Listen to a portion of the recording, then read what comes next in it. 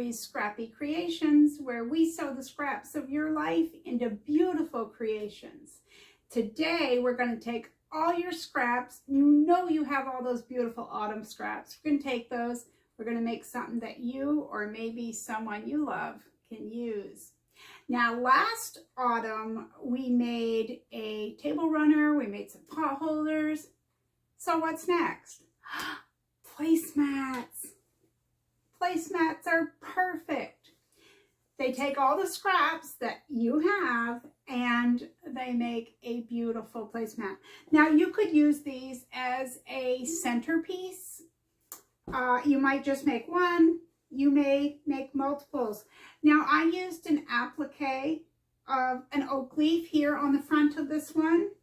I used some rectangles. I used some strips. I have one here that doesn't have an applique because you certainly don't have to make an applique. I'm going to give you a few choices when we make these, and of course the choice is ultimately up to you. Maybe you have squares instead of strips, or maybe you have whatever you have, you can make it work. You know, maybe you have a partial quilt block and you're just going to add some fabric around the sides to make the dimensions. Speaking of the dimensions, I use 12 by 18 inches, but whatever size you want your scrappy pot holders to be, that's what they're going to be. All you have to do is the math. Everybody loves math, right? Okay, so we're not reinventing the wheel this week. It's just a simple, straightforward tutorial, more of an idea than anything. Change it up to make it your own. I'd love to see what you come up with on the Facebook group. If you're not a member of the Facebook group, you need to request that by emailing me at my email address that's listed in the description box below. Let's get busy. Autumn is here. All right, let's take a look at what we need for today's project. Now, at its core, we're just making a scrappy placemat. Okay, now yours doesn't need to look exactly like mine. Let's start off with that.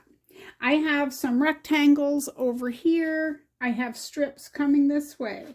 Maybe you'll choose to use just rectangles or just strips, or maybe you have triangles left over from a quilting project, or maybe you're going to crazy quilt it. You can do anything you want with this. Make it totally your own, okay?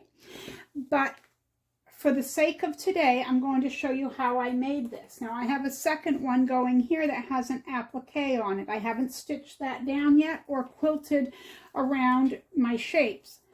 This one I have quilted a serpentine stitch down here and a straight stitch in the ditch here. When I put my applique on, I think I'm going to kind of amplify around the shape of it. But either way, let me show you what you need, whether you use an applique or not. If you want to make them like what I did, you're going to find different scraps. Now these are all 5 inches wide. They're different. Some might be 2.5 tall, some might be 4. They're just varying sizes or height, but they're all 5 inches wide. There again, yours may vary. You might want 7 inches or 2, whatever you want, okay? These are just strips of autumn colors. Some of them are 2 1/4, some are 3 inches, some are 2.5. Use what you have.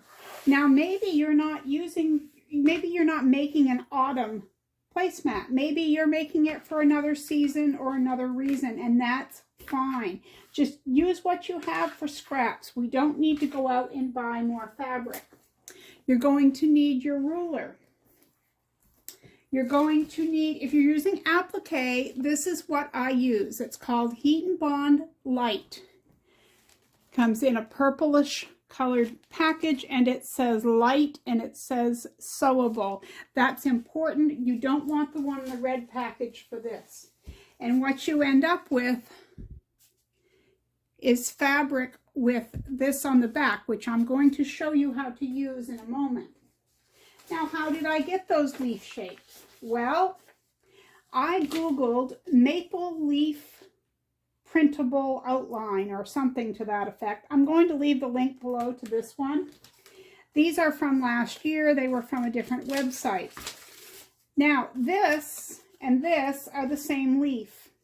All I did to make it smaller was, actually, I guess it was this size. And when I went to print for this one, I just enlarged it to like 75%. You can play around with your printer settings to get what size leaf you want. And I did put these ones on cardstock. This one is not, but it depends on how many times you're going to use it. You know, paper would work fine if you're just going to use it a few times. I'll show you how to make those with the heat and bond here in a bit. Our finished size is going to be 12 inches by 18. Now my borders are going to be 1/2 inch. That means that I need 1 inch on each side. So this measures 14 by 20 inches. Now this is my backing, 14 by 20. Then you're going to need either some cotton batting or fusible fleece. This is fusible fleece. It's Pellon 973 is the one I'm using. Pellon 987 would work. I'm sure whatever you have on hand will work perfectly. So don't stress about that. We're going to use what we have, right? That's the whole idea behind scrapping. Okay, so when we have all these things, you're going to need, of course, your scissors or your rotary cutter. I'm personally going to use some basting spray to hold my layers together. I find this is a very important tool that I use all the time, and that's magic sizing. You may use best press, you might use starch. What we're going to do is when we get to our backing, we're going to use it so that we get a nice crisp turn, so that our corners and everything turns out exactly how we want it. All right, so let's get started on this. We're going to set the fusibles aside. Oh, I guess I should tell you that these measured approximately 13 inches or longer, because as I said, our finished size is going to be 12 inches by 18. So I like to make it a little larger and then cut it down.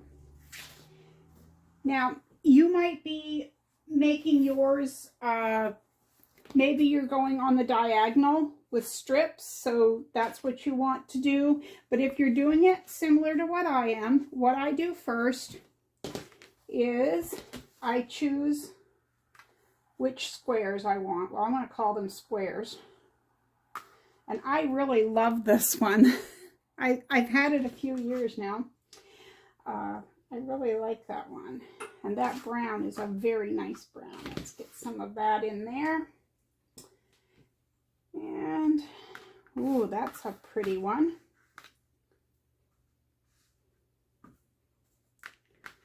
And how about that? Now, when I sew them together, I am basically going for 13 inches. So I'll keep some of these narrower pieces out in case I need them later on. And then I'm going to move these over a little bit. I'll pin those up in a moment. But I want to lay out, find something that I like. I'll come back to that. I think that's a little dark there. Let's see what else I have. And we're not going to get too particular because there again, we're scrapping. We're not worried so much about everything matching. It doesn't have to match, it's scrap. You want a good balance of dark and light. I think that's pretty right there. So I'm going to use a 1/4 inch seam allowance, a 2.5 millimeter stitch length, and I'm going to sew these together into a panel and these together, and then I'll meet you back here.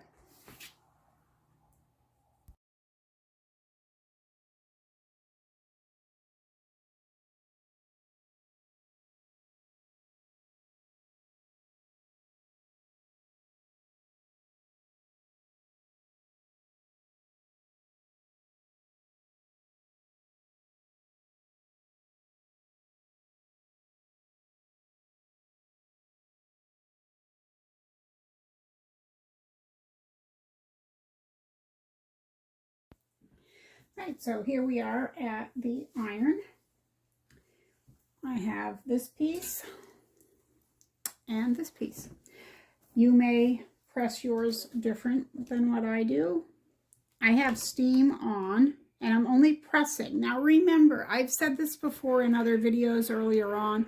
This is ironing, and it's what you do when you iron a shirt or pants.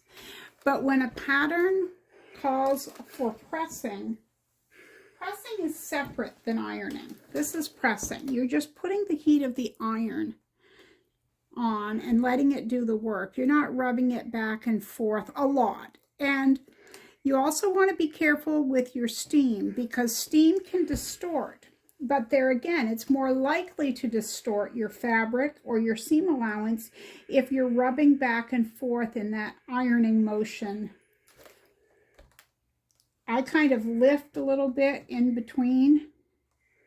Like that, I'm just lifting my iron gently up off my seam. All right, so I'm gonna press the rest of this, and when I'm done opening my seams, I'm going to spray them with my sizing. I'm going to speed this video up at this point. You can do whatever you want with your seams. Maybe you want to press them to the darker side. You do whatever you like. This is just my method. It doesn't need to be yours. You press however you want.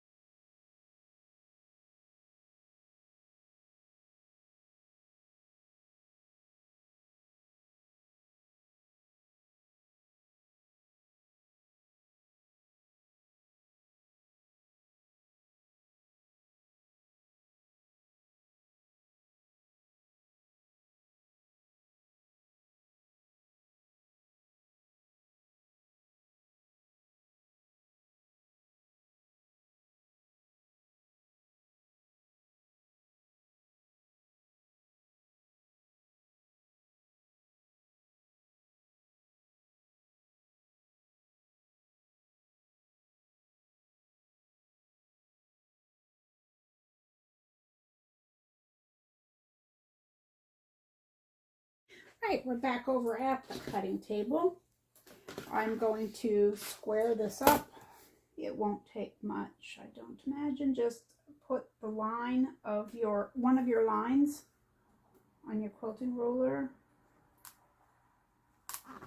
against one of your seams. And as you can see, it wasn't very far off.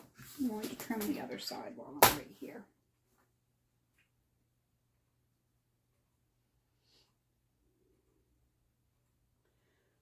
I cut it down to 4 3/4 just to make everything line up well.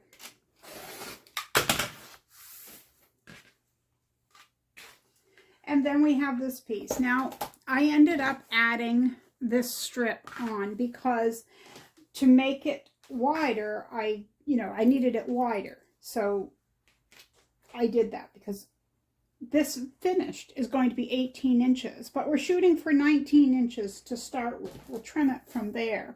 So without our seams right now, I'm at 19.5 without seam allowances, okay? So I'm going to place this here. Actually, what we should do is make sure that this is squared up as well. Although this is just a placemat, and it really isn't a do or die situation. Nobody's going to notice on this small of a project. If you have a directional fabric like I do with this one, make sure that you have it oriented correctly. And you can change this around any which way you want, whatever looks pleasing to you. I like this orange strip here. So I'm going to lay this like this. And I'm going to use the same stitch length, 2.5, that I used before with a 1/4 inch seam allowance. And I just love the way, I just have to say, I love the way opening the seams and pressing them flat, especially with starch or best press, but like I said, I use magic sizing. I like the way the seams lay flat. I was always taught to press to one side, which I did on quilts for years, but this is just what I do. Like I said, you do whatever you're more comfortable with. Okay, we're going to take this to the machine and stitch this and then get on with our next part. Okay, so everything is sewn together and it's larger than what we need it to be. So now we're going to trim it down. Let's see what I have here for a measurement. I have 12 3/8. So I want it finished at 12, so I don't have a whole lot of room to spare. I'm going to square it up.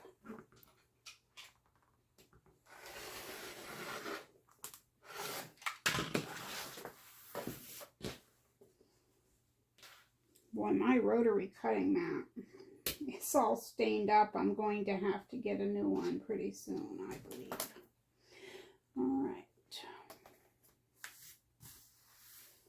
Get everything just right.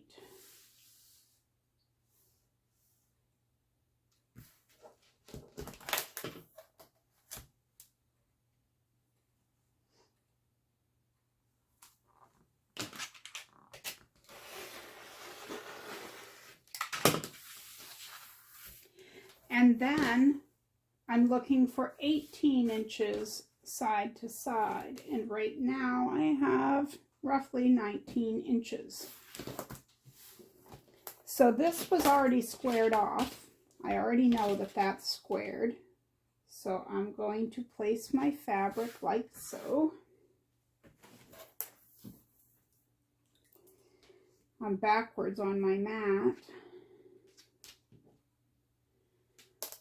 So 18 inches. Whoops, I moved that. It's going to be here.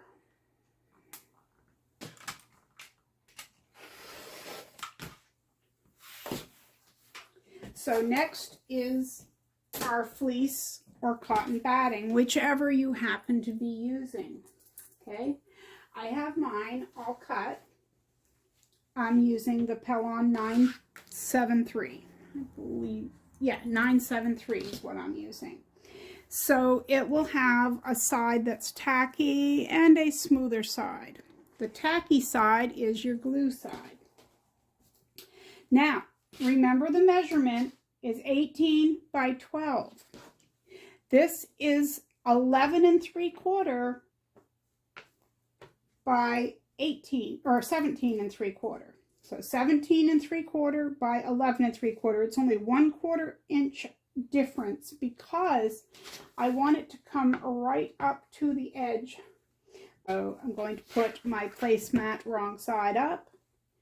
And I'm going to position this so there is about 1/8 of an inch all the way around. We're going to take it over to the iron. Now you're going to use whatever instructions the manufacturer of your fleece tells you to use. And if you're using cotton batting, you may just be pinning or using basting spray. So you use whatever method you'd like. We're going to take this over to the iron. All right, so I have my iron hot and I have my steam on halfway. That's what I use with my fusible fleece, or the fusible fleece that I happen to be using right now. And the heat and the steam just cause the glue to stick to your project as it should.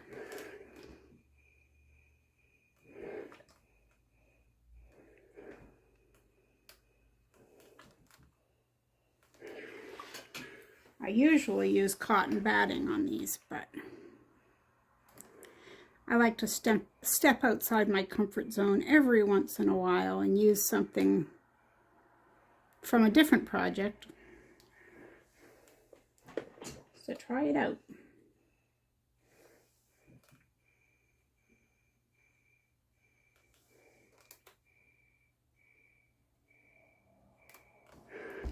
Okay, so that should be pretty much stuck. I'll go around my edges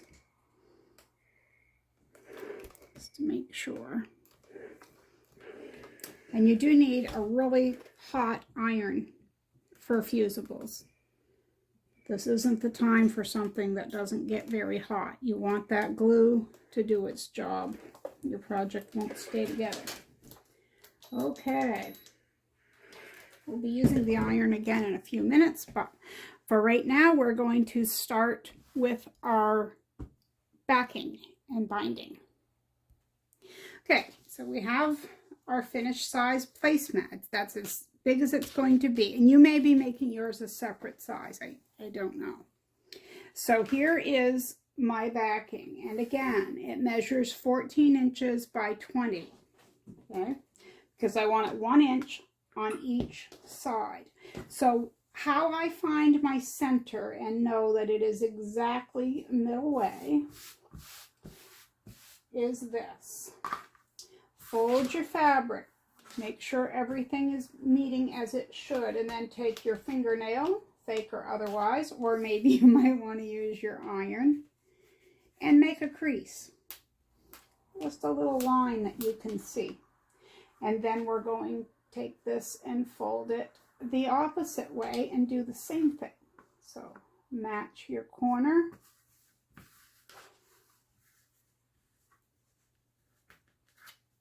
Make a line.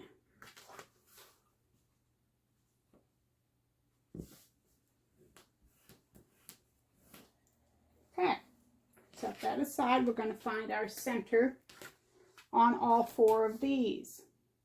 So we know that it's 18 inches, so we need to go for 9. Oops, I have 9 there. And 9.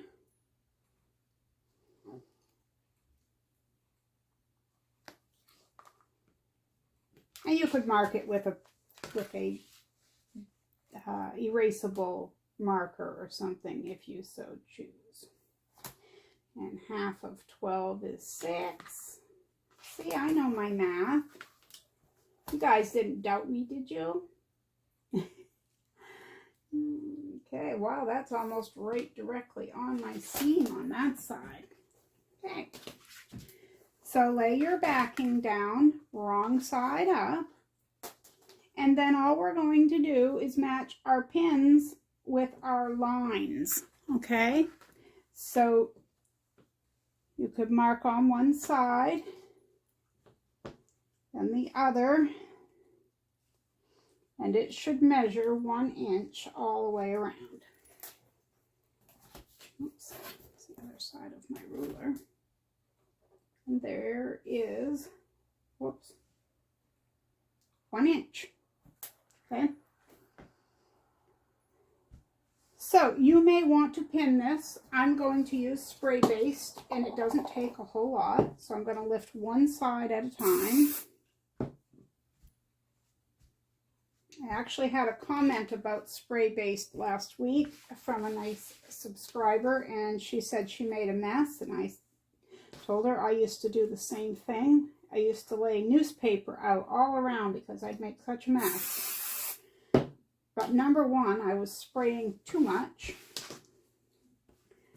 and I wasn't keeping it directly where I needed it. I was kind of, you know, spraying it everywhere. All right, we're going to go back over to the ironing board so I can show you what we're going to do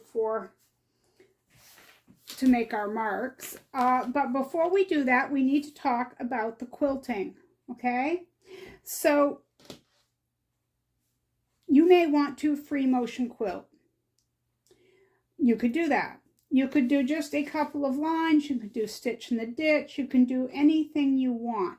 I'm going to stop at this point. I'm going to take it to my machine. I'm going to quilt it how I want to. I'm not going to show that part only because you're going to do your own thing. Probably I'm going to serpentine stitch because it hides a multitude of sins. Not that there's anything wrong with this. It's perfect, right?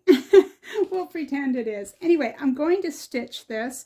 Then we'll come back. We'll take it to the iron and start with our binding. And then from there, I'll talk about the applique if you choose to do that. All right, I'll meet you back here before you even know it. Okay, so here we are at the ironing board. I have quilted. I did a serpentine stitch on my strips, and then I did a straight line between these, just stitch in the ditch. You can do whatever you want to do. We are going to stitch it more when we put our leaf, if you choose to do that. But right now we're going to deal with our binding. Now, I left 1 inch so that I'll have basically a 1/2 inch, other than the fold where we lose a little bit, but a 1/2 inch right here. Now, if you're doing a larger project, you may want to leave more. I don't know if you saw my autumn table runner from last year. I left 1.5 inches, folded in half, folded over, and we had about 3/4 of an inch. So it depends. Do you want a bold look? Do you want a narrow look? It really depends. So whatever you want, just if you want 1/2 inch, leave 1 inch. If you want 3/4 of an inch, leave 1.5 inches here. It's totally up to you. Just make sure that whatever you leave here, it's even all the way around. You can't have it uneven, or you will not get your mitered corners. I'm actually going to move this little ironing thing, go right on my ironing board so that you can see. Now I'm using spray based, and I don't need a whole lot, but I want a nice crisp edge here, okay? The other thing is, always when you use a spray, just allow it a few seconds of sitting there. That's why I didn't apply my iron immediately. And again, you don't need to rub, you just need to press to heat that. Okay. Now we're going to fold this to meet the edge of our placemat.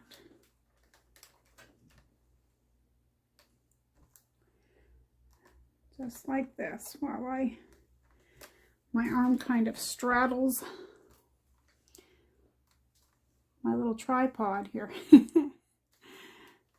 It's what I do for you guys.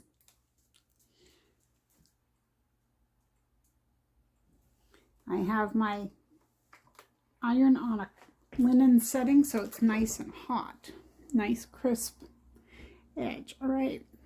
And then eventually what we'll be doing is folding this up like this. But right now we're going to go around and we're going to make our lines. You see how we have that nice line? That's what we want. So again, I'm just going to do this all the way around.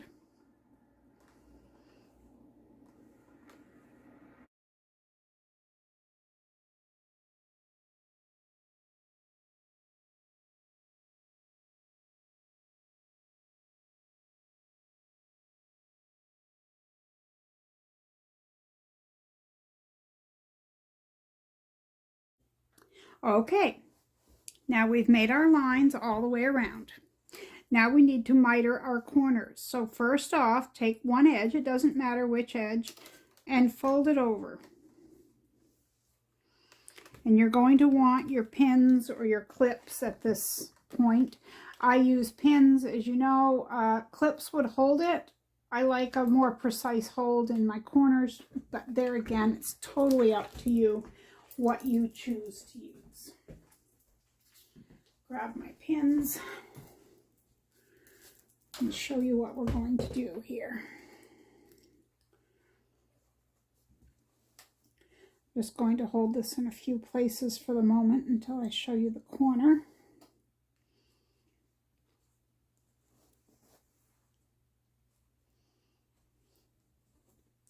And when you quilt this, I should have mentioned, but when you quilt this, you want to make sure you go up to, but not over this edge, because you don't want to stitch into the part that's folding over. All right. So we're going to take our nice hot iron. I'm going to put on a little bit of steam here. Now you have this unfolded. Going to make a triangle, okay? You're folding it over just like this. You're taking it and you're turning it. So you're going to put that fold directly under that piece of fabric that's right there. And we're going to press it.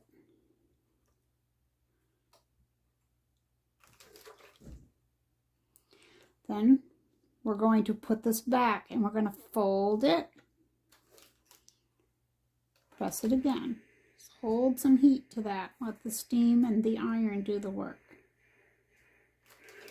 Okay. Let that cool a little bit.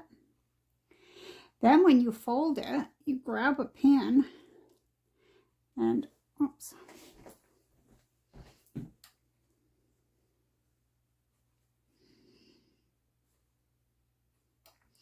You should have a perfectly mitered 45-degree angle there. Mine's coming unfolded. I was trying to grab the pin in time. Okay, I'll come back and fix that. I've got to get this pinned. All right.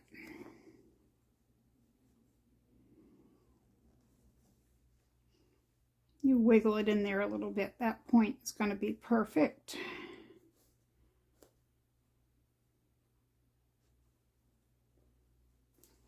Then we're going to come over here. We're going to do the same thing.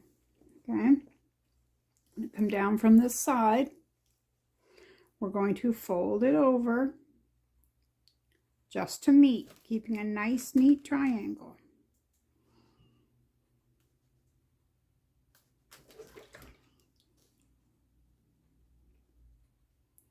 Fold upward and press again. And you know, if yours doesn't come out to be a perfect 45-degree angle, just try it again. It won't hurt a thing to try it again. It really won't. So I'm going to, whoops, I should have folded this one up first, I guess. See, I make mistakes when I film. Okay.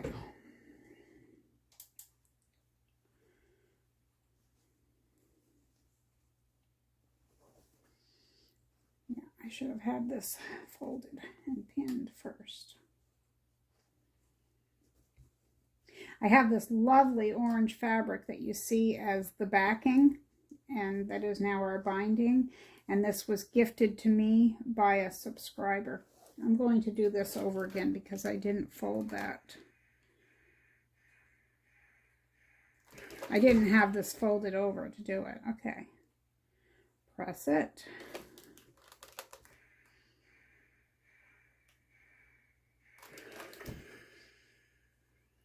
Fold it up.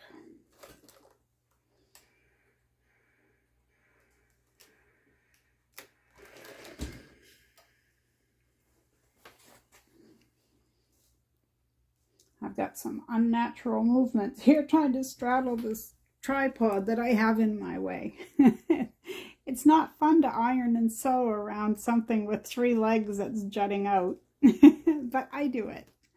All right, so if you fold that down, you'll see that that makes, well, when it's pinned, it will make a perfect 45-degree angle. Here, let me get this pinned into place. See?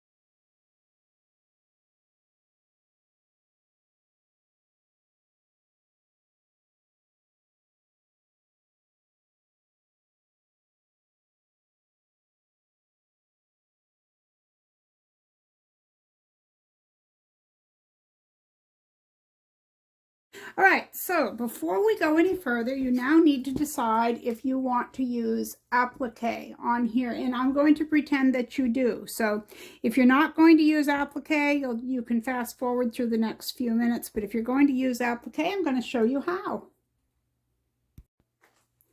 Okay, so this is if you're using the Heat and Bond Light. And again, I'll show you that package. It's called Heat and Bond Light. You can get it at Walmart, Amazon. I'm sure you can get it at Joann Fabric.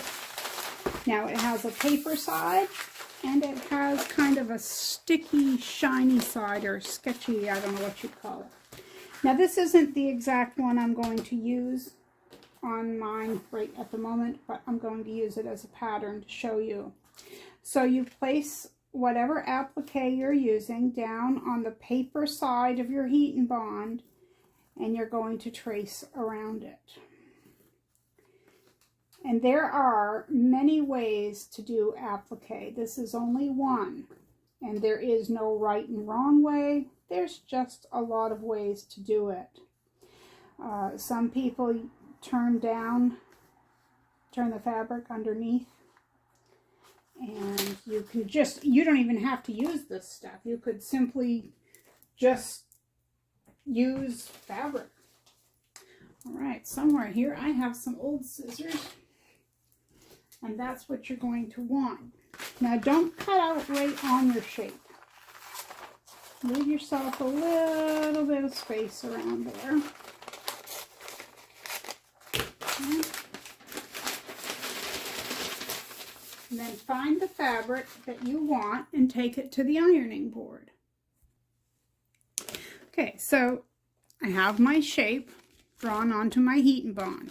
It's drawn on the paper side. So take whatever fabric you've chosen and lay it right side up. And then I want you to put the gritty, shiny side of the Heat and Bond against the back.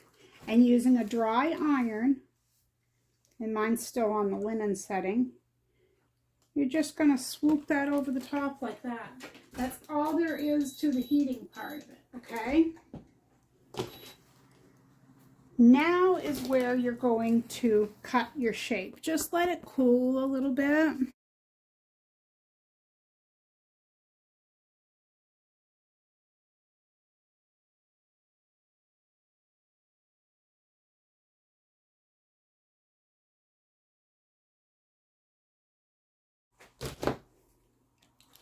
Okay, now that we have this, I'm going to see if I like it or not.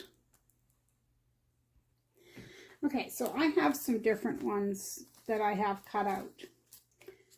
So you could lay them any which way. You could put two on one. You could do whatever you want. I like this one, but I already have the brown right there. So unless that went over there, I'm not really sure what I want here. I think this one. Now, you don't need to center it. You definitely can do whatever you want to do with it. I kind of like that one that I just made. Okay, so you're going to peel the paper backing off here. I'm going to move to the other side. Okay, so just peel the paper off the back.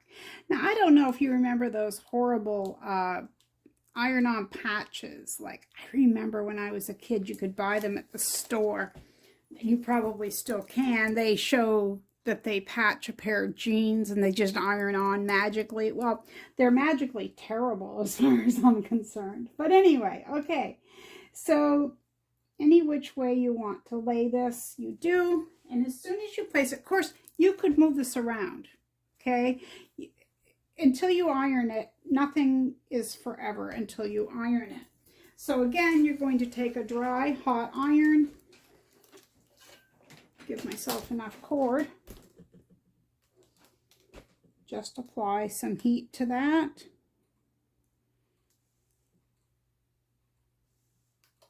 Like that. Now, the next thing we're going to do is stitch it, okay? So I'm going to move my pins so that they're all going in the same direction. And then we're going to go over to the sewing machine, and I'm going to use probably a 2.5 millimeter stitch length. A lot of times when I top stitch, I use either a 3 or a 3.5, but because these are placemats, they're going to get used and washed quite often over the years, I'm going to use a 2.5 millimeter stitch length.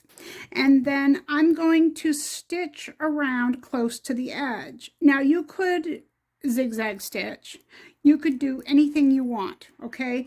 You don't have to do a straight stitch like what I'm going to do because it's your placemat. You make it whatever. You could also use a decorative stitch going along here, just like I did here. You could use a leaf pattern or any number of things here. You have all these stitches on your machine. It might be fun to use some of them. Okay, I'm going to take you over to the sewing machine. You can watch me do my thing, and I'll speed it up a little bit. Okay, here we are at the sewing machine.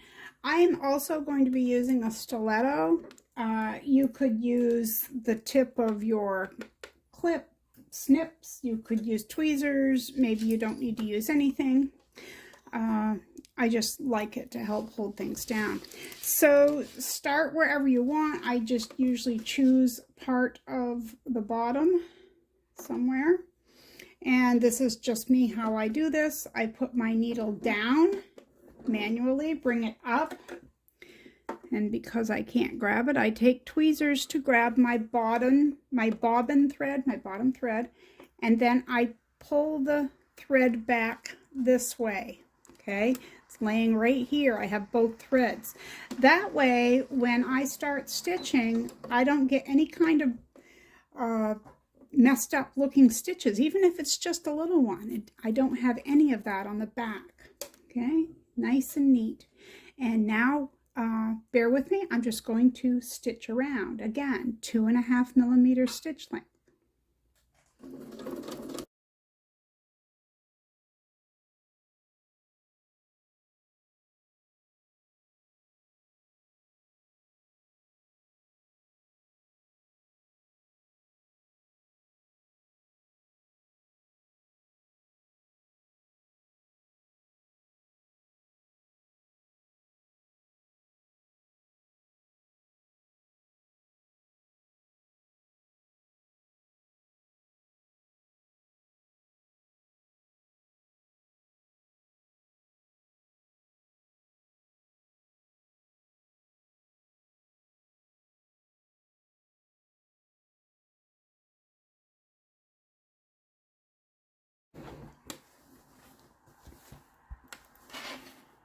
Okay, so my binding is all stitched.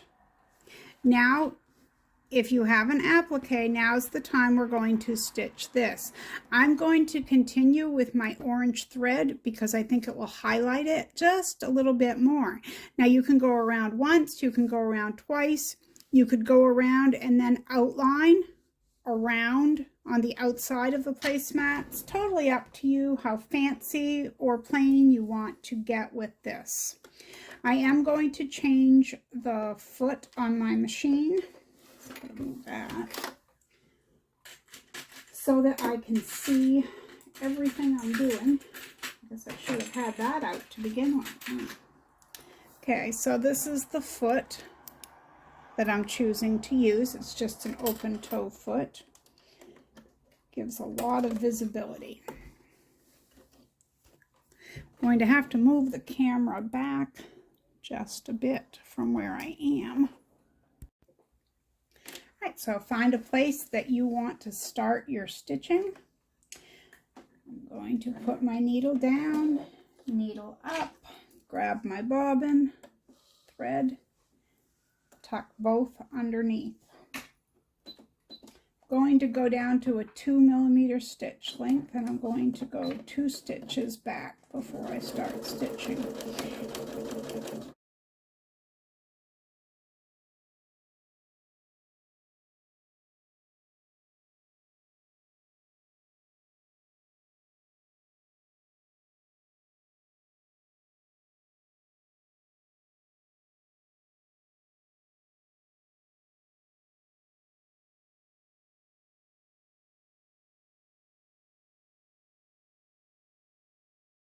All right, so that one is all done. Look at that gorgeous placemat. Now I have this one. Oh wow, I got that almost in the same place. Oops. I haven't stitched this one yet. When I do stitch this, my plan is to stitch around and then outline stitch and come outward all around, because none of this is quilted in here, okay? I may do some wavy line quilting and only go around there once or twice. I haven't really decided. This one does not have an applique on it yet. I'll probably make 2 with maple leaves and 2 with oak leaves to make, you know, a set. And these wouldn't have to be a placemat. They could certainly be a centerpiece. You could put a plant on the center. You could do anything you want. They're yours. On these two, you may have noticed, I used a wider binding than I did on these two. But since they're mine, or I might just gift them in sets of 2, it's not a big deal, because the second one like this that I make, I will use the 1-inch cut instead of the 1.5 like I did with these. Anyway, it's been really fun hanging out with you today. I hope you enjoyed it. Like I said, it really wasn't a difficult make. It's just simply a good way to use scraps, and you could make them for Christmas, you could make Halloween, you could make springtime. Make them to match your kitchen or dining room decor, whatever you'd like to do. Make it larger, make a table runner. Any number of things you could do with this. You could even make pot holders in the same way. So I want to thank you for hanging out with me today here at Marie's Scrappy Creations. And if you like what you saw, please leave a like. And subscribe if you haven't. That way you'll get notifications when I put out a new video. I usually don't do the reminding of the subscribing, but so many of you watch without being subscribed, so it's a shame if you're going to miss a video that might be something you could use. Until next time, be kind out there. The world needs more of that. I'll see you next time right here at Marie's Scrappy Creations. Bye-bye.